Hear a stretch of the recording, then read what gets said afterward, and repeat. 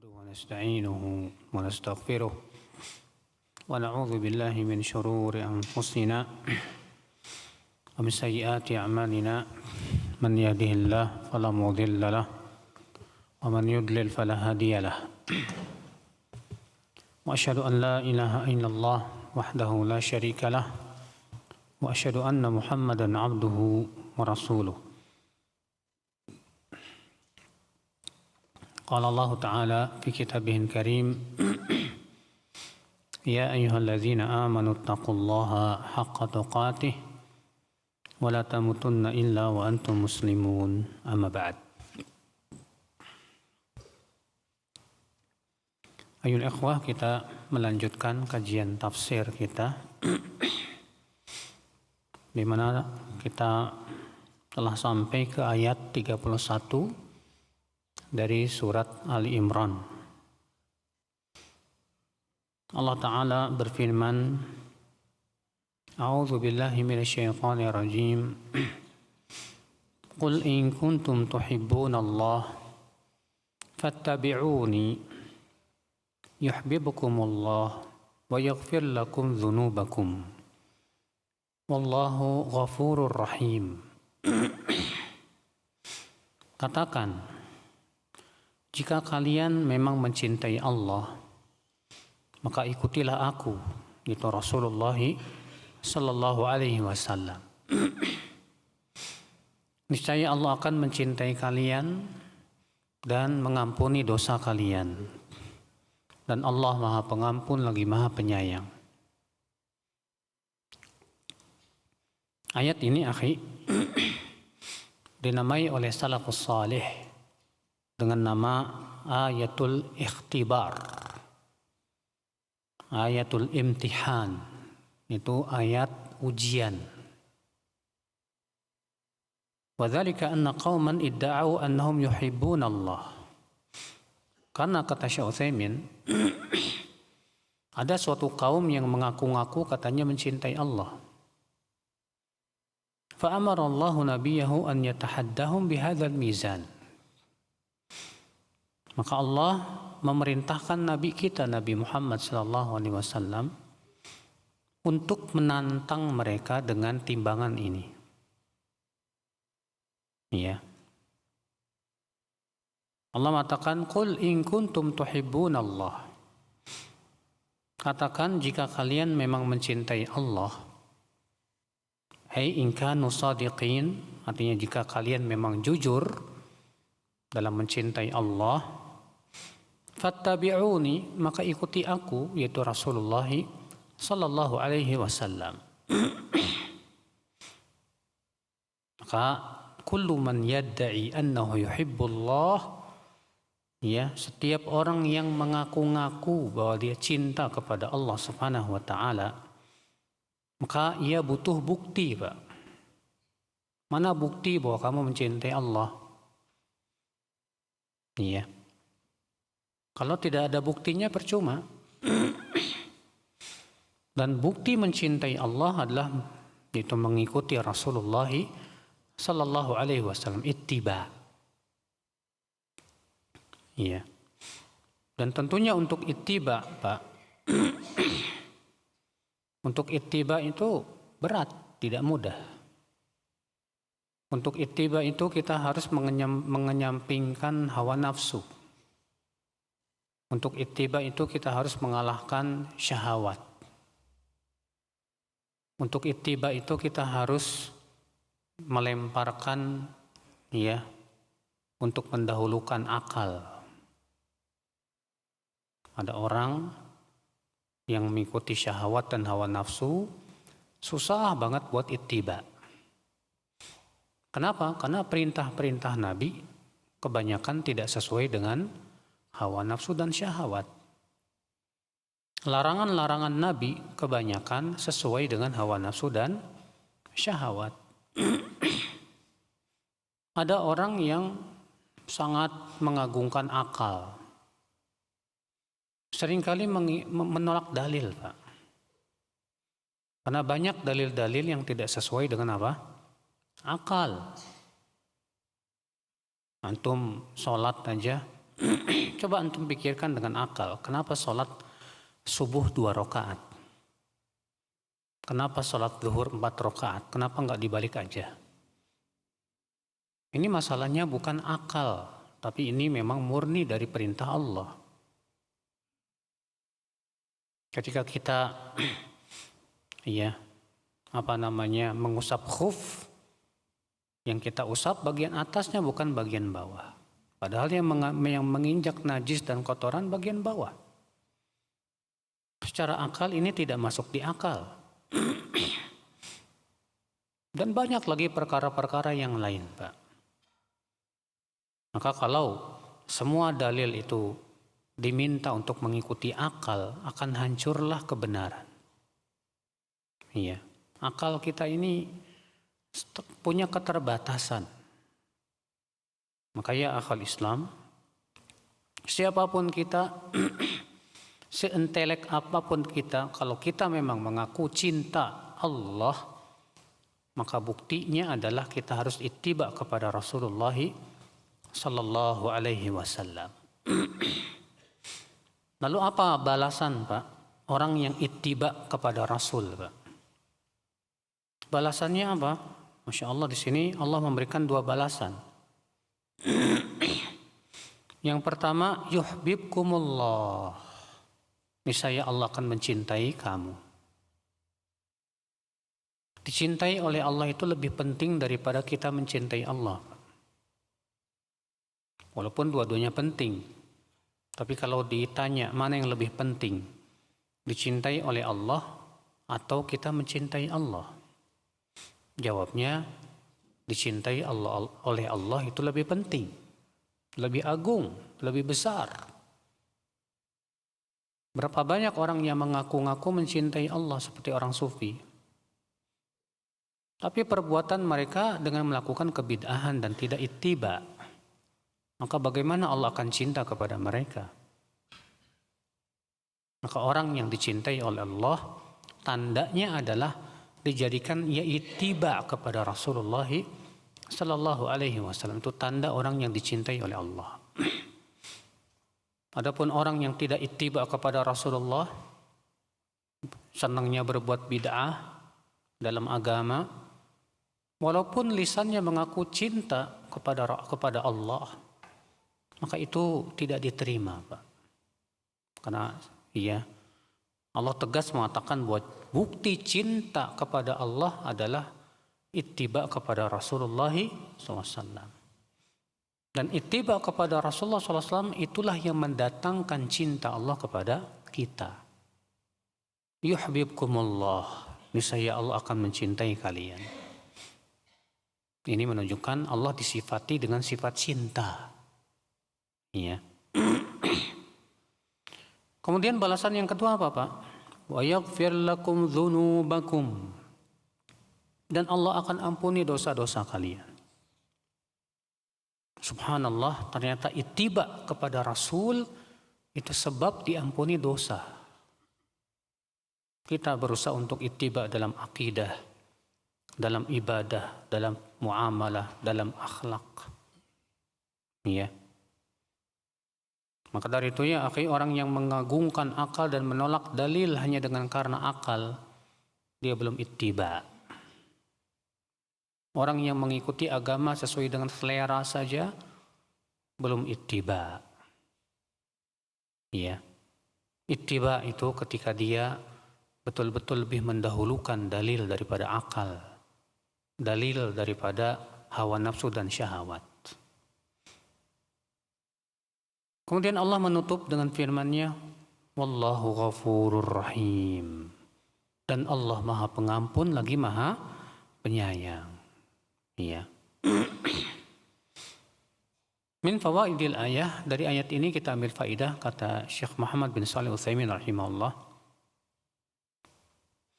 Anna Allah amara nabiyahu Muhammadan sallallahu alaihi wasallam an yatahadda haula'il mudda'in li mahabbatihi bihadzal mizanil qist wa huwa ittiba'uhum lirrasul sallallahu alaihi wasallam.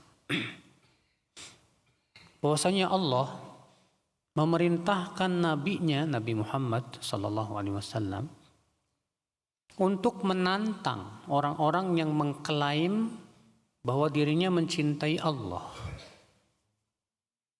Allah tantang mereka dengan timbangan yang adil dan bukti yang nyata. Apa itu? Ittiba, mengikuti Rasulullah sallallahu alaihi wasallam. Iya. Nah ini akal Islam. Nabi menantang itu. Saya yakin, Pak, kalau antum tanya setiap muslim, kamu cinta Allah tidak? Pasti akan mengatakan saya cinta Allah. Tapi masalahnya tidak semua orang yang lisannya mengatakan cinta Allah, ternyata perbuatannya membuktikan kalau dia cinta Allah. Belum tentu, Pak. Ada orang yang lisannya mencintai Allah, saya cinta Allah, saya cinta Allah. Tapi cara sholatnya tidak sesuai dengan tuntunan Rasul. Iya. Cara ibadahnya banyak diwarnai dengan kebid'ahan. Akidahnya dipenuhi dengan akidah yang menyimpang, yang tidak sesuai dengan akidah Rasul dan para sahabatnya. Maka kita katakan, ya akhi, ini hanyalah sebatas pengakuan saja. Iya. Percuma mengaku-ngaku cinta Allah kalau tidak disertai dengan ittiba Rasulullah sallallahu alaihi wasallam. Faedah yang kedua, kata Syekh Muhammad bin Shalih Al-Utsaimin rahimahullah, jawazu mukhatabatil mudda'i bitahaddi lianna hadha huwal haqq. Bolehnya menantang orang yang mengaku-ngaku, mengklaim, karena itu memang kebenaran. Li'annahu law kana ya'rifu nafsahu madda'a ittisafahu bi syai'in lam yattasif bih. Sebab kalaulah dia mengenal dirinya, tentu dia tidak akan mengklaim bahwa ia memiliki sifat-sifat tersebut padahal ia tidak memilikinya. Bahwa alladzi adzalla nafsahu fil waqi', maka sebetulnya dia sedang menghina dirinya sendiri. Ngaku-ngaku cinta, tapi pas ditantang, ya pas dibuktikan ternyata tidak terbukti. Maka tentu itu artinya dia menghina dirinya sendiri. Fala takhsha min tahaddihi liyaqumid dalil wal burhan ala da'wah. Maka kalau kamu ditantang, kamu nggak usah khawatir, cukup kamu buktikan dengan bukti-bukti. Kalau misalnya kamu mengatakan saya cinta Allah, lalu ada orang menantang, mana buktinya kamu cinta Allah? Iya, tidak perlu kita takut dengan tantangan itu. Cukup kita perlihatkan bahwa kita memang betul-betul ittiba Rasulullah SAW. Kita berusaha untuk mencari dalil. Ikhwata Islam, saudaraku seiman. Karena semua bisa mengklaim, Pak. Semua orang bisa mengaku-ngaku, Pak. Tapi tidak semua orang bisa membuktikan klaimnya. Tidak semua orang yang mengaku-ngaku bisa membuktikan pengakuannya. Ya. Faedah yang ketiga, kata Syekh Muhammad bin Shalih Al-Utsaimin rahimahullah, annaha misdaqun liqaulin Nabi sallallahu alaihi wasallam al-bayyinatu 'alal mudda'i. Bahwa ayat ini membenarkan sabda Nabi sallallahu alaihi wasallam. Apa itu? Bahwa bukti bagi orang yang mengklaim, yang mengaku-ngaku. Kamu mengaku cinta Allah, mana buktinya? Iya. Wa hadhihi wa in kanat fi da'wan nas ba'dihim ma'a ba'd lakinnaha fil haqiqah qa'idah 'ammah. Walaupun hadis tadi ya, bukti bagi orang yang mengklaim sebetulnya berhubungan dengan klaim-klaim manusia, tapi sebetulnya kata beliau ini kaidah yang umum ya. Bahwa setiap orang yang mengaku-ngaku pasti harus membawakan bukti. Mana buktinya? Iya. Faedah yang keempat, anna mahabbatallah ghayatu kullin nas, bahwa cinta Allah adalah tujuan semua manusia.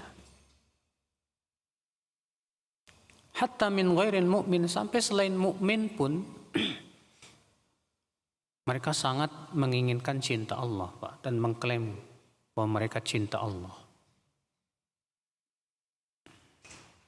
Iya. Orang Yahudi dan Nasrani mengaku-ngaku mereka itu orang-orang yang hanya mereka yang dicintai oleh Allah, Pak. Allah berfirman dalam surat Al-Maidah, ya, wa qalatil yahudu wan nasara nahnu abna'ullahi wa ahibba'uh. Katalah orang Yahudi dan Nasrani, kami adalah anak-anak Allah dan yang dicintai oleh Allah. Terusnya, mereka juga mengklaim, Pak. Karena memang semua manusia sebetulnya, ya, menganggap cinta Allah, mencintai Allah itu sesuatu yang luar biasa gitu, Pak. Iya.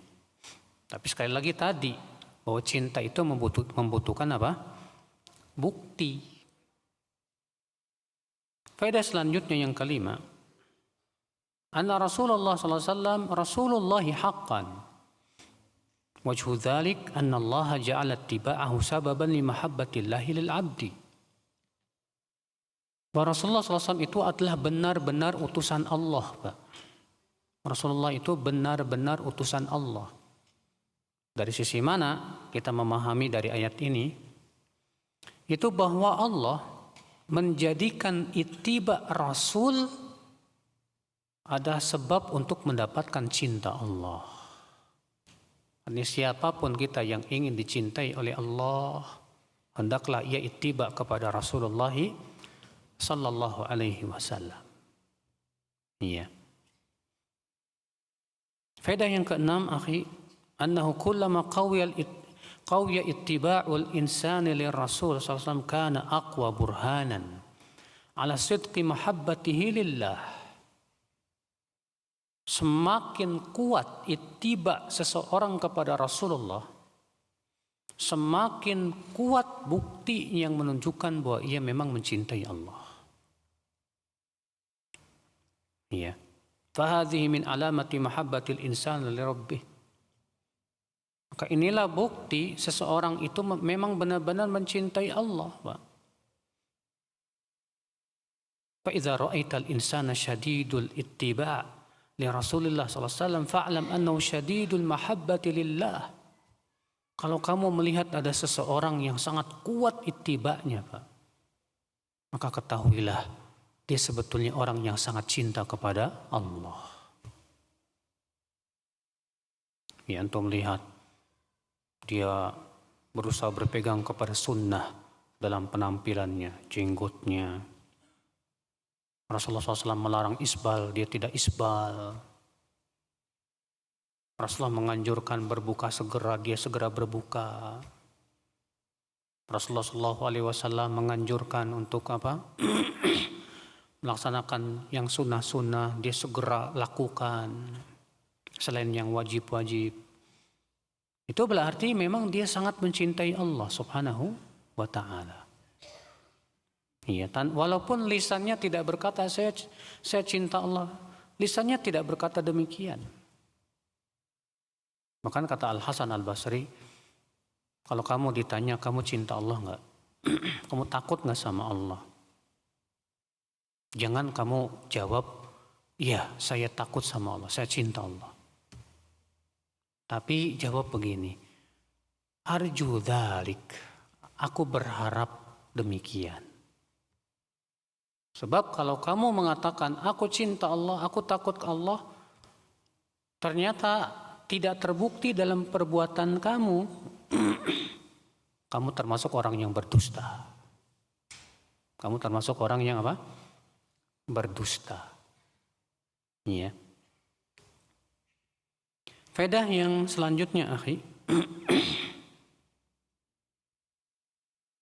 Yang keberapa? Yang ketujuh. Anna tiba'an Nabi sallallahu alaihi wasallam sababun li mahabbatillahi lil 'abdi. bahwa sebab datangnya cinta Allah adalah ittiba kepada Rasulullah sallallahu alaihi wasallam. Dan tanda orang yang ittiba itu Pak selalu mencari dalil. Dia tidak puas sebatas pendapat ulama. Tapi dia berusaha untuk nanya dalilnya mana. Karena dia tahu ulama bukan dalil. Dalil itu Al-Quran, hadis, dan ijma. Iya. Makanya dia tidak puas hanya sebatas mengatakan ini pendapat ulama fulan. Kita katakan afan akhi. Kalau ini masalah sudah ijma ulama, ya saya beriman. Karena ijma termasuk dalil. Tapi ini kalau masalah diperselisihkan ulama, maaf saja saya tidak puas dengan hanya sebatas pendapat ulama. Saya ingin melihat dalilnya. Saya ingin tahu dalilnya. Kalau antum selalu yang antum cari itu dalil, berarti antum berjiwa ittiba. Makanya orang yang tidak punya jiwa ittiba itu Pak, paling nggak suka ditanya dalilnya mana Pak. Iya, dia bakalan marah dan berkata, kamu ngapain sih nanya mulu dalil. Kita katakan ya akhi, bertanya tentang dalil itu tanda kita memang ittiba. Karena yang kita ikuti benar-benar Rasulullah sallallahu alaihi wasallam. Kita ikut ulama itu karena sesuai dengan Rasul. Kalau ulama ini tidak sesuai dengan Rasul, apa yang kita ikuti? Bukan kita tidak menghormati ulama, tapi Rasulullah lebih kita hormati dari ulama. Rasulullah lebih kita cintai daripada para ulama. Naam, Rasulullah menyuruh kita untuk menghormati ulama, sahih, mencintai para ulama, betul. Tapi cinta kita kepada Rasul harus melebihi cinta kita kepada para ulama. Iya. Nah, saudaraku seiman rahimani wa rahimakumullah jami'an. Maka itu tanda orang yang berjiwa ittiba itu selalu mencari apa? Dalil, Mas. Dalil. Abdullah bin Mubarak suatu ketika pernah beliau tersesat di jalan. Lalu beliau berkata, aku mendengar ada pendapat sebagian ulama yang mengatakan kalau kita tersesat di jalan, maka cukup kita berteriak dan berkata, ya, wahai hamba-hamba Allah, tunjukkan saya jalan. Tapi aku tidak ridho dengan ucapan ini. Sampai aku cari dulu dalilnya. Iya, dan aku lihat sanadnya, sahih apa? Tidak. Syekh Ali Hasan setelah menyebutkan asar Abdullah bin Mubarak ini berkata apa? Hakadha falyakunil ittiba. Demikianlah seharusnya ittiba. Iya. Selalu kita berusaha untuk cari apa? Dalil.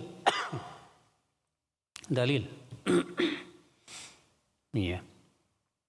Setelah kita tahu dalilnya, baru kita periksa bagaimana pemahaman para sahabat, para tabi'in, dan para tabi'ut tabi'in, serta para ulama. Tidak hanya sebatas mengandalkan pemahaman apa? Kita. Iya. Faedah yang ke-8, annahu yanbaghi lil insan an yujiba ghairahu bima huwa akthar min su'alihi idza da'at ilaihi al-hajah. Bahwa seorang insan ketika ditanya, hendaklah menjawab bukan sebatas pertanyaan saja, tapi juga ditambahkan dengan sesuatu yang dibutuhkan oleh si penanya. Iya.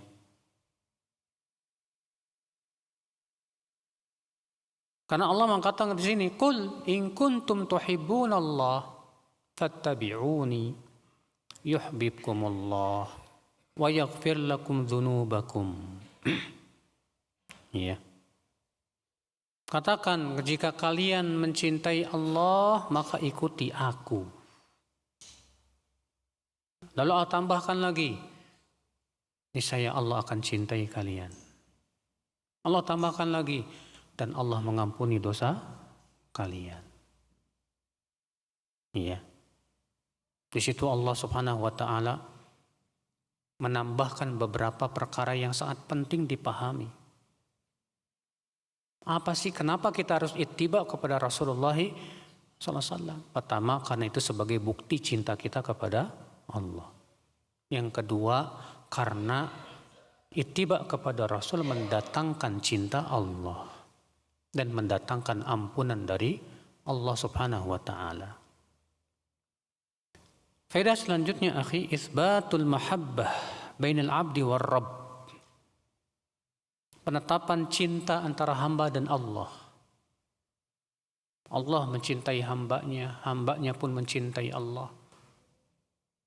Maka kita sifati Allah dengan sifat cinta. Dan tentunya cinta hamba dengan cinta Allah tidak sama, Pak. Allah berfirman, laisa kamitslihi syai'. Allah tidak serupa dengan apapun. Maka cinta Allah tidak serupa dengan cintanya makhluk. Iya. Sebagaimana halnya mendengarnya Allah tidak serupa dengan mendengarnya makhluk. Melihatnya Allah tidak serupa dengan melihatnya makhluk. Demikian pula cintanya Allah tidak serupa dengan cintanya apa? Makhluk. Imani saja, itulah ittiba. Kita mengimani sesuai dengan yang ditunjukkan oleh teks. Allah mengatakan niscaya Allah akan cintai. Tapi Pak, sebagian kelompok-kelompok seperti Jahmiyah, Mu'tazilah yang mendewakan akal, mereka menolak sifat cinta. Gak mungkin Allah punya sifat cinta, gak mungkin katanya. Ini gak masuk di akal katanya. Kenapa? Karena sifat cinta itu sifat makhluk. Akhirnya mereka menolak sifat cinta. Lalu bagaimana dengan ayat ini? Niscaya Allah akan cintai kalian. Mereka mengatakan maksudnya itu hanya sebatas keinginan saja. Iradah. Keinginan untuk mencintai. Allah tidak punya cinta. Subhanallah. Inilah Pak, fenomena mendewakan akal. Dan ini tidak sesuai dengan ittiba. Allah yang mengatakan niscaya Allah akan cintai kalian. Kamu kemudian katakan maksudnya cinta di sini keinginan. La haula wala quwata illa billah. Yang tidak pernah dipahami oleh para sahabat, tidak pula para tabi'in, tidak pula para tabi'ut tabi'in. Iya. Ikhwata Islam, saudaraku seiman. Faedah yang ke-10. As-samratul jalilah bittiba'i Rasulillah sallallahu alaihi wasallam. Wa dzalika bi muhabbatillahi lil 'abdi.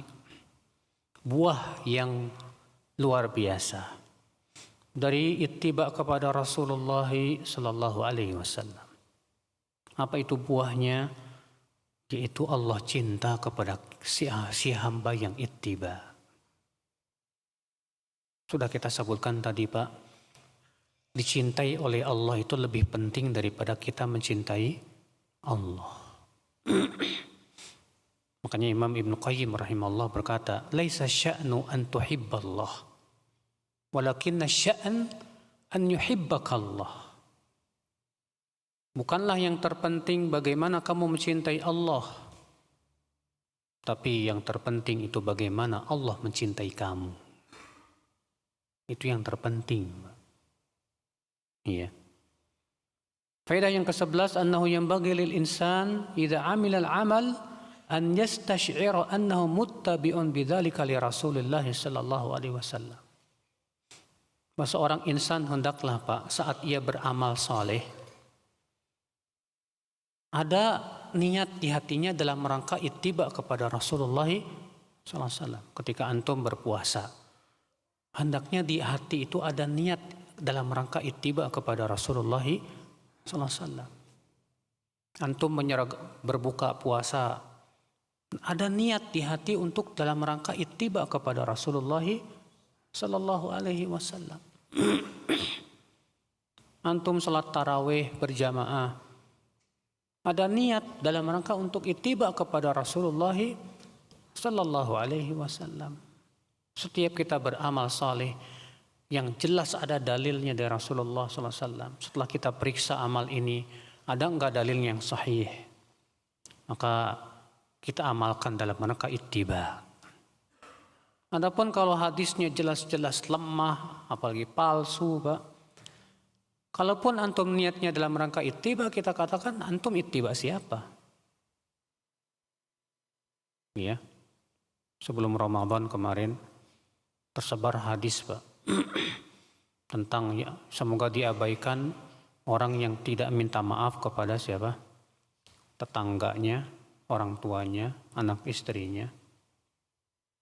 Iya, tahun yang lalu itu tersebar juga, Pak. Tapi tidak disebutkan siapa yang meriwayatkannya. Tahun ini lebih pintar lagi yang bikinnya, Pak.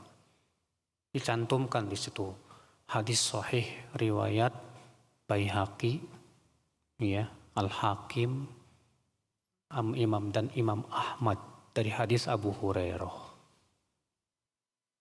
Wah, nanya lagi, banyak yang nanya ke saya itu. Oh, Ustaz, buktinya ada dalam riwayat. Saya bilang, kamu sudah periksa belum Sahih Ibnu Khuzaimah, Baihaqi, Musnad Imam Ahmad? Ada enggak di situ? Benar enggak? Orang dicantumkan, ya cuma dicantumkan, semua orang bisa, Pak. Mau mencantumkan doang. Yang ada dalam Sahih Ibnu Khuzaimah, Baihaqi, Imam Ahmad itu adalah Rasulullah naik mimbar dan mengucapkan amin, amin, amin. Lalu ditanya oleh para sahabat, apa yang kau aminkan ya Rasulullah? Kata Rasulullah, tadi malaikat Jibril datang kepadaku dan berkata, hai Muhammad, ucapkan amin. Semoga celaka orang yang mendapatkan Ramadan, lalu keluar dari bulan Ramadan dalam keadaan tidak mendapatkan ampunan Allah. Ya kata Rasulullah, amin.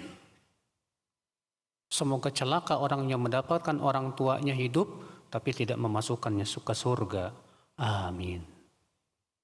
Semoga celaka orang yang disebutkan engkau di sisinya tapi tidak bersalawat padamu. Amin. Itu yang ada. Bukan isinya minta-minta maaf, Pak. Ya. Sekarang kalau antum sebelum Ramadan maaf-maafan, terus antum niatnya dalam rangka ittiba siapa? Mana dalilnya? Antum sebelum Ramadan datang ke kuburan. Dalam rangka apa antum datang ke kuburan? Ittiba siapa? Rasulullah melarang. Rasulullah sabda, la taj'alu qabri 'ida. Jangan kalian jadikan kuburanku sebagai id. Kata Imam Al-Munawi, artinya jangan dikunjungi dengan waktu yang telah ditentukan dan kumpul di sana. Seperti halnya id. Karena itu sesuatu yang berulang setiap setahun sekali. Maka kalau kita ulangi setiap setahun kali atau sebulan sekali atau seminggu sekali, itu sama saja menjadikan kuburan sebagai apa? Dilarang oleh Nabi. Jadi kamu ittiba siapa? Saya cuma ittiba adat istiadat keyakinan masyarakat aja, Mas. Oh, berarti kamu enggak ittiba Rasul. Katanya kamu cinta Allah. Kalau kamu mencintai Allah, buktinya kamu harus ittiba kepada siapa? Rasul. Sesuatu yang Rasulullah tidak lakukan, kenapa kamu lakukan? Iya. Kalau itu baik, tentu pasti ada dalilnya dari Rasulullah Sallallahu Alaihi Wasallam. Nah ini, Pak. Ada lagi yang nanya ke saya hadis, Pak. Makanan yang disajikan istri untuk suaminya lebih baik daripada haji dan umroh puluhan kali. HR Muslim. HR Muslim katanya. Saya bingung ini Muslim yang mana ini.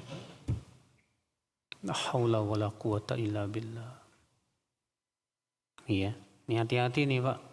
Orang-orang para pendusta ini, Pak. Yang masuk dalam sabda Rasulullah, man kadzaba alayya muta'ammidan falyatabawwa maq'adahu minan nar. Siapa yang berdusta atas namaku dengan sengaja, hendaklah ia mempersiapkan tempat duduknya dalam api neraka. Iya. Kemudian akhwat Islam, faedah selanjutnya. Annal jazaa'a min jinsil amal. Balasan itu sesuai dengan jenis perbuatan. Dan Allah mengatakan fattabi'uni, ikuti aku. Iya. Maka Allah menjadikan ittiba kepada Rasulullah sebagai bukti atas cinta ia kepada Allah.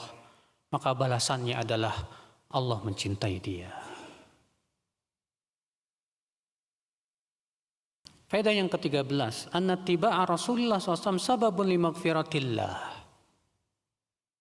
Bahwa mencintai Rasulullah SAW adalah sebab diampuninya dosa-dosa dia oleh Allah. Sebab datangnya ampunan Allah.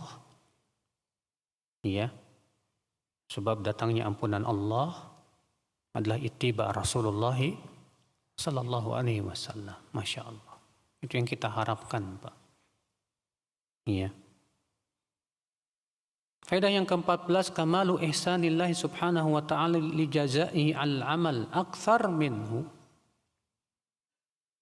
Kesempurnaan ihsannya Allah, di mana Allah memberikan balasan kepada amal itu lebih banyak dari amal tersebut, Pak.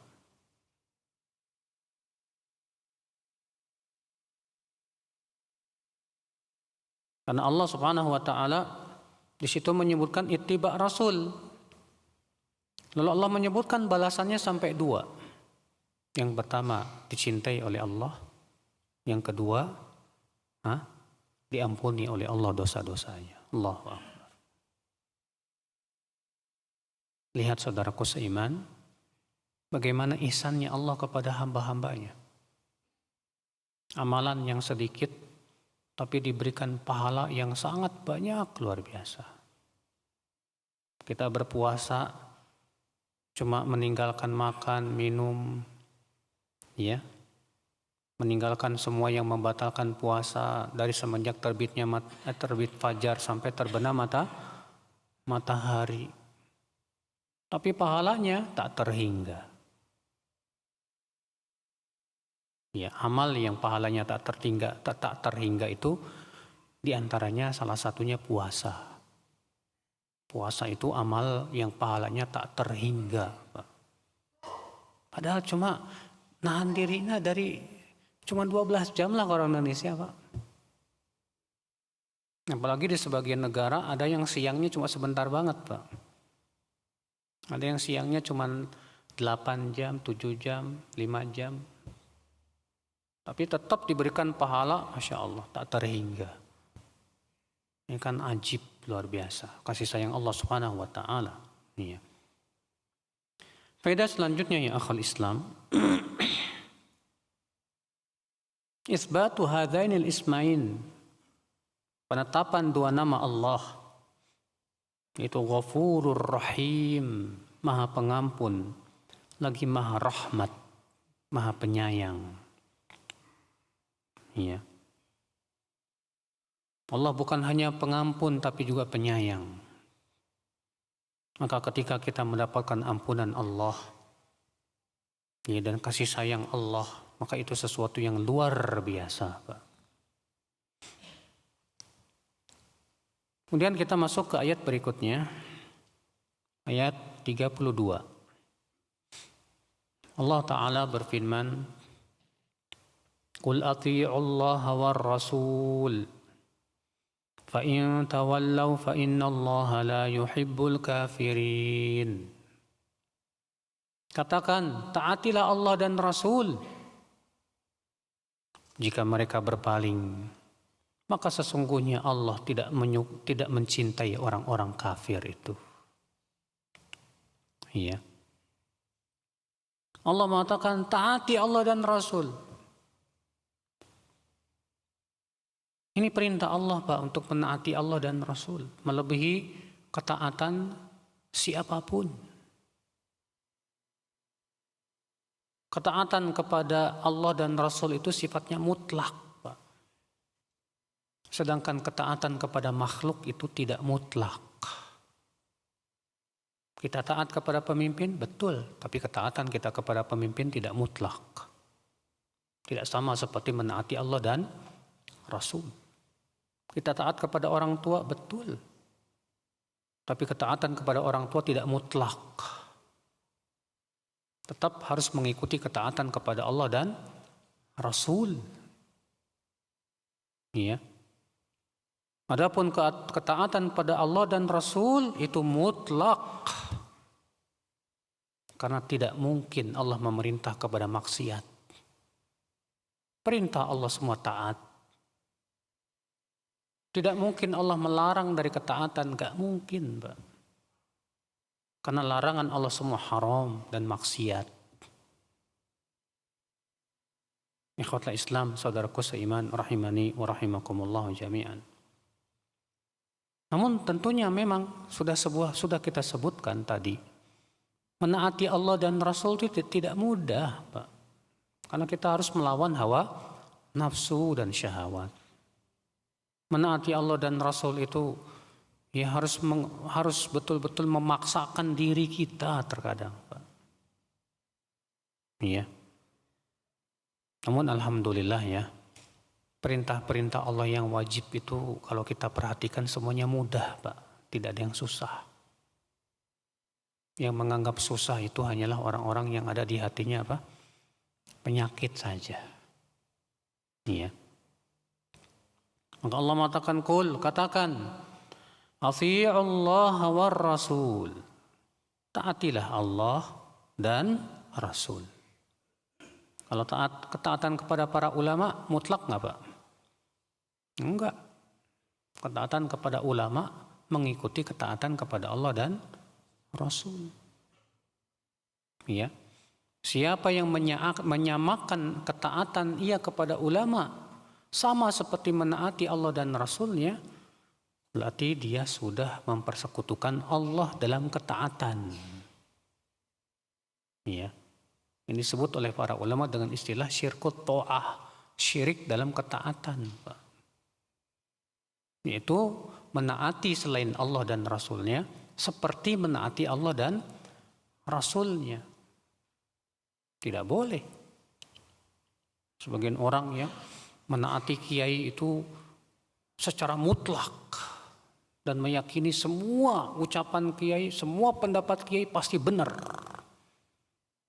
Pak, inilah Pak masuk dalam jenis kesyirikan ini, Pak. Ya. Seperti halnya Allah menyebutkan tentang orang Yahudi dan Nasrani. Allah mengatakan ittakhadhu ahbarahum wa ruhbanahum arbabam min dunillah. Mereka menjadikan rahib-rahib dan pendeta-pendeta mereka sebagai tandingan-tandingan selain Allah. Bagaimana caranya? Adi bin Hatim, tadinya orang Nasrani yang masuk Islam, berkata kepada Rasulullah, "Ya Rasulullah, lasna na'buduhum." Kami dulu waktu Nasrani tidak pernah beribadah dan menyembah para pendeta kami tidak. Apa kata Rasulullah? Bukankah mereka ketika menghalalkan apa yang Allah haramkan, kalian pun ikut menghalalkannya? Dan ketika mereka mengharamkan apa yang Allah halalkan, kalian pun ikut mengharamkannya? Kata Adi apa? Betul sekali. Kata Rasulullah, fatilka ibadatuhum. Itulah ibadah kalian kepada para rahib-rahib kalian, pada pendeta-pendeta kalian itu. Kita ke umat Islam gak boleh kayak mereka, Pak. Menjadikan ulama seperti Allah dan ketaatan ke ulama seperti ketaatan kepada Allah dan Rasulnya tidak boleh. Ketaatan kita kepada umara tidak boleh seperti ketaatan kita kepada Allah dan Rasulnya, tidak boleh disamakan. Iya. Maka Allah berfirman, fa in tawallau, dan jika mereka berpaling, ya, artinya mereka tidak mau taat kepada Allah dan Rasulnya karena kesombongan mereka,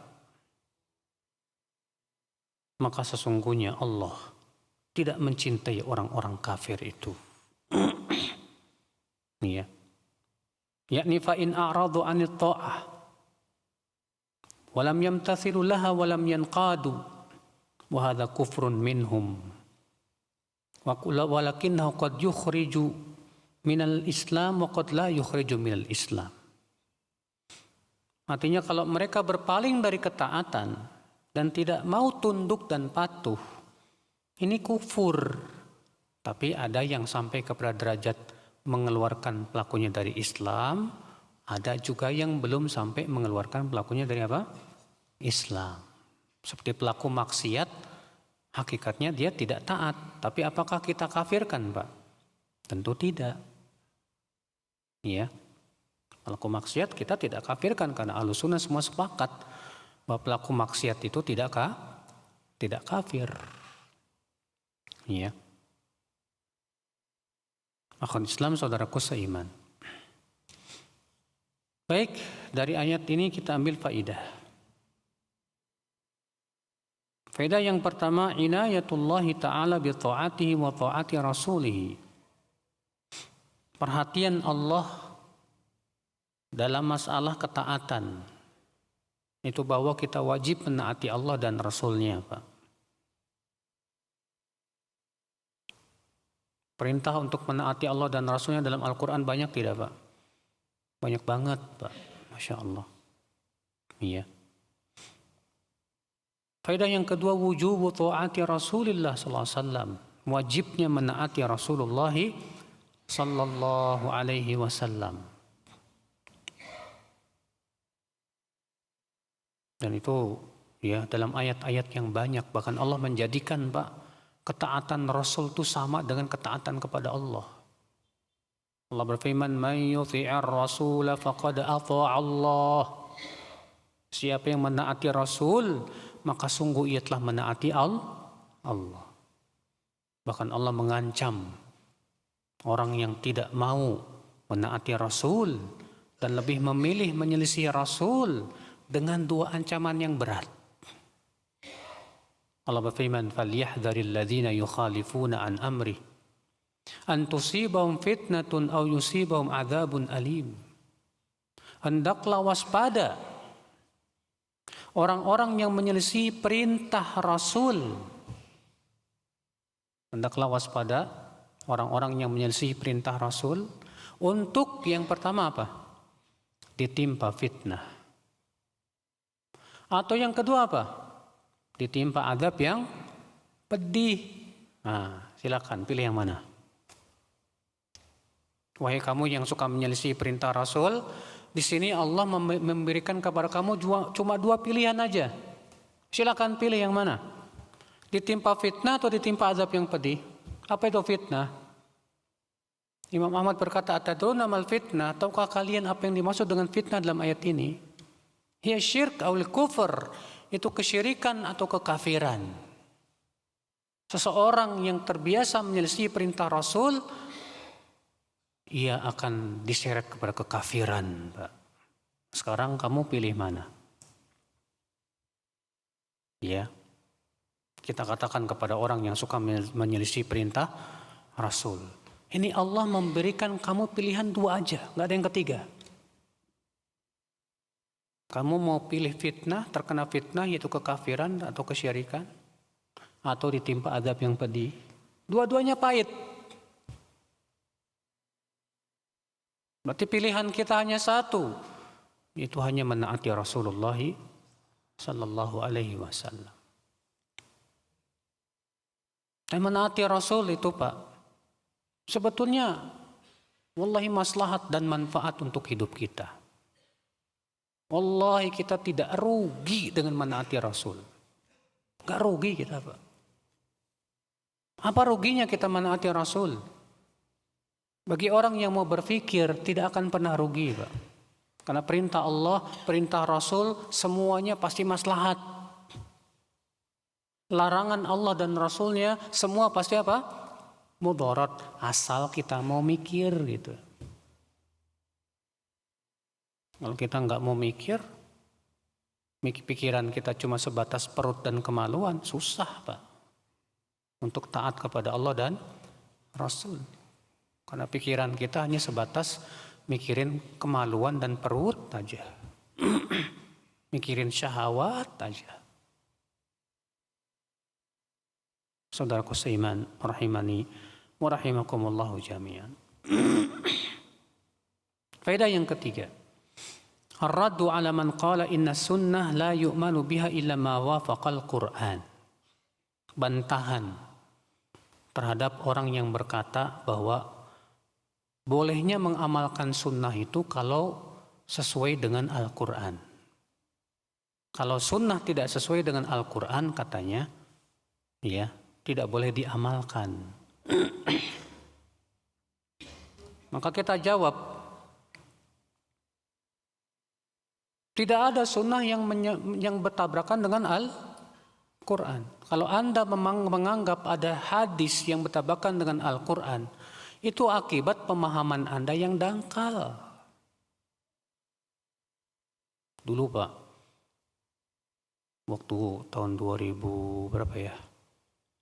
Sekitar tahun 2006. Ada seorang bapak-bapak datang ke rumah saya. Assalamualaikum Ustaz. Waalaikumsalam. Silakan Pak. Saya ingin berdiskusi dengan Ustaz. Silakan.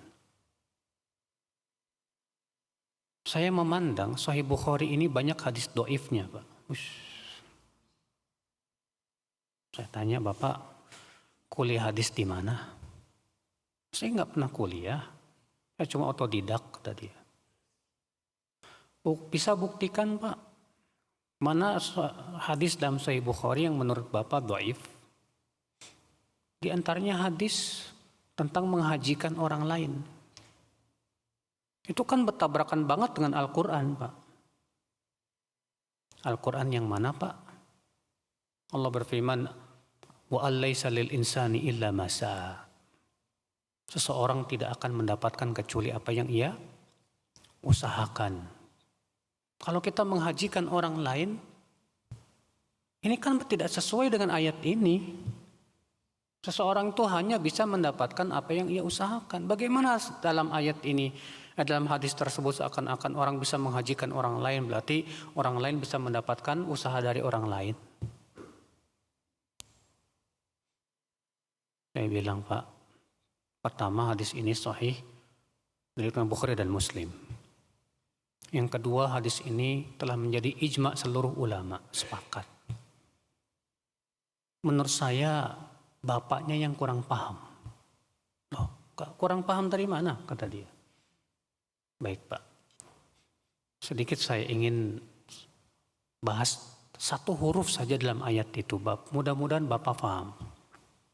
Wa'allaysa lil insani masa. Kata-kata lil di situ menurut Bapak lam ini lam apa? Enggak tahu. Bapak bisa bahasa Arab? Enggak. Kok bisanya Bapak mengatakan bertabrakan? Diam aja dia Pak. Baik Pak, saya akan jelaskan. Lam dalam ayat ini litamlik Pak. Artinya kepemilikan. Artinya Allah hanya meniadakan kepemilikan. Seseorang tidak akan memiliki kecuali apa yang ia usahakan. Dan tidak meniadakan intifa. Mengambil manfaat dari usaha orang lain.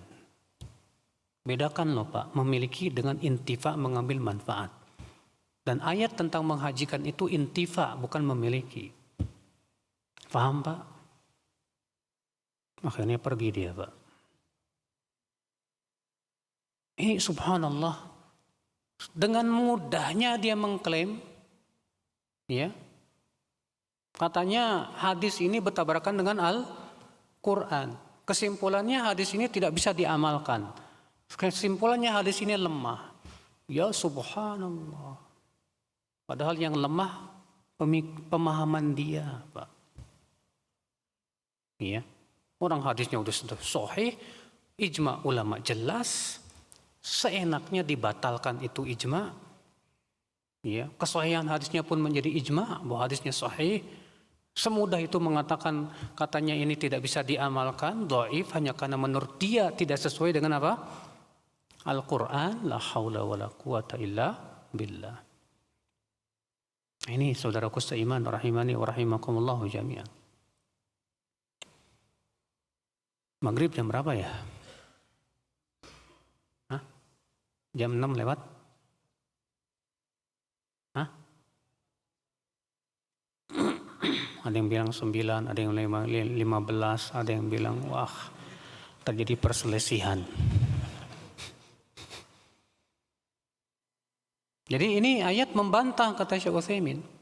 Orang yang mengatakan bahwa sunnah tidak boleh diamalkan kecuali kalau sesuai dengan Al-Quran katanya. Kita katakan adakah sunnah yang sahih yang tidak sesuai dengan Al-Quran? Tidak ada. Fungsi sunnah terhadap Al-Quran itu kata para ulama ada beberapa. Yang pertama, menguatkan hukum yang ada dalam Al-Quran. Atau yang kedua, memberi tambahan hukum yang tidak ada dalam Al-Quran. Dan menambah hukum itu tidak disebut bertentangan, Pak. Karena Rasulullah SAW menambahnya pun berdasarkan wahyu dari siapa? Allah. Allah sendiri yang mengatakan, wa ma yantiqu 'anil hawa in huwa illa wahyun yuha. Tidaklah Nabi Muhammad itu berbicara dari hawa nafsunya, akan tetapi adalah wahyu yang Allah wahyukan kepadanya. Iya. Dalam Al-Quran disebutkan, iya, bahwa orang yang berzina dan belum menikah dicambuk 100 kali. Ditambah oleh Rasulullah SAW, yaitu taghribus sanah, diasingkan selama setahun. Iya. Dalam Al-Quran disebutkan yang Allah haramkan dari makanan yang pertama apa? Babi, daging babi, bangkai, terus apa lagi? Darah yang mengalir, apa lagi? Semua yang disembelih untuk selain Allah. Ditambahkan oleh Rasulullah semua binatang yang bertaring atau yang berkuku, ya, yang dia berburu dengan taring dan kukunya itu. Ditambahkan oleh Rasulullah. Memang tidak ada dalam Al-Quran, tapi ada dalam hadis Rasulullah SAW. Fungsi yang ketiga, yaitu membatasi yang mutlak dalam Al-Quran. Mengikat sesuatu yang mutlak dalam Al-Quran atau mengkhususkan yang umum dalam Al-Quran. Seperti misalnya ayat wasiat. Dalam Al-Quran sifatnya apa? Umum. Tapi Rasulullah mengkhususkan la wasiyata liwaris. Tidak boleh memberikan wasiat untuk ahli waris kalau itu berbentuk harta. Iya. Tidak boleh misalnya seseorang ayah berkata saya berwasiat tanah yang di sana itu untuk anak yang pertama. Maka wasiat ini tidak sah.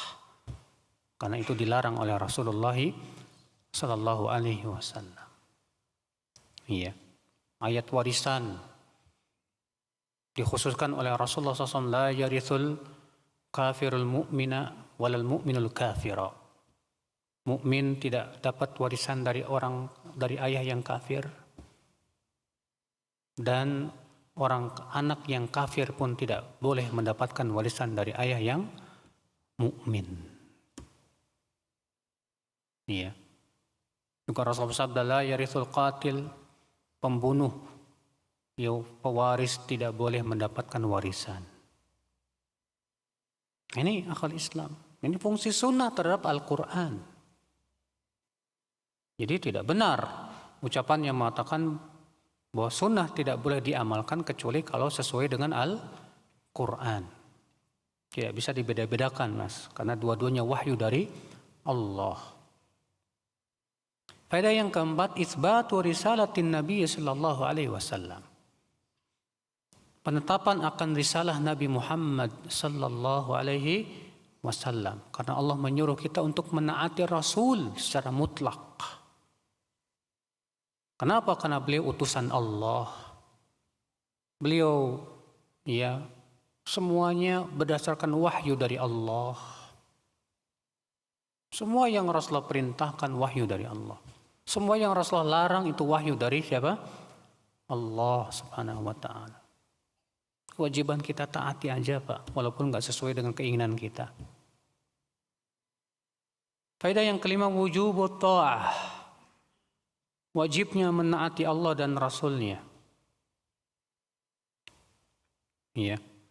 Wa'lam anna tarkam tithali ta'ah in kana sababuhu karahah ma ja'a bihi Rasul sallallahu alaihi wasallam fa hadza kufrun mukhrijun minal millah. Ketahuilah, kata beliau, seseorang yang tidak mau taat jika sebabnya adalah karena benci dia kepada ajaran Rasulullah, maka ini mengeluarkan pelakunya dari Islam. Bedakan ya Pak, orang yang tidak taat karena ngikutin hawa nafsu, maka orang ini tidak kafir. Iya. Disertai dia masih meyakini ini memang perintah, wajib. Tapi dia ngikutin hawa nafsu. Orang yang berzina karena ngikutin hawa nafsu dan dia yakin bahwa zina itu haram, tapi ngikutin hawa nafsu, maka ini orang tidak kafir. Tapi kalau ada orang yang berzina karena benci kepada apa? Syariat Rasul, maka orang ini murtad dari agama Islam. Orang ini keluar dari Islam. Allah berfirman, "Dzalika bi annahum karihu ma anzalallah fa ahbata a'malahum." Dalam surat Muhammad ayat 9. Yang demikian itu dikarenakan mereka benci kepada apa yang Allah turunkan, maka Allah batalkan semua amal mereka. Iya. Nah ini saudaraku, kalau istri antum nggak mau dimadu, apakah berarti istri antum benci syariat poligami, Pak? Hah? Karena sebagian saya mendengar ya, sebagian orang, ada seorang suami yang mengkafirkan istrinya gara-gara nggak mau dimadu, Pak. Kamu kafir karena kamu benci kepada syariat Allah. Poligami. Ini orang khawarij ini, Pak. Mudah sekali mengkafirkan. Bedakan, kata para ulama, tidak suka karena ya kecemburuan dengan tidak suka karena benci kepada pensyariatan. Kalau seorang istri tidak mau dimadu, nggak suka, nggak bersedia karena dia tidak bisa menahan cemburunya. Itu lumrah, Pak. Itu fitrah semua wanita. Seperti ini tidak disebut pelakunya kafir ya ataupun maksiat, tidak. Tapi kalau dia tidak mau dimadu karena saya benci kepada syariat, ya, maka ini yang bisa mengeluarkan pelakunya dari apa? Islam. Iya. Makanya banyak kok perempuan yang ketika ditanya, kamu menentang syariat Allah? Enggak, saya tidak menentang syariat Allah. Saya beriman kepada syariat poligami, asal jangan suami saya. Iya. Ikhwatul Islam, ya semua perempuan pasti seperti itu.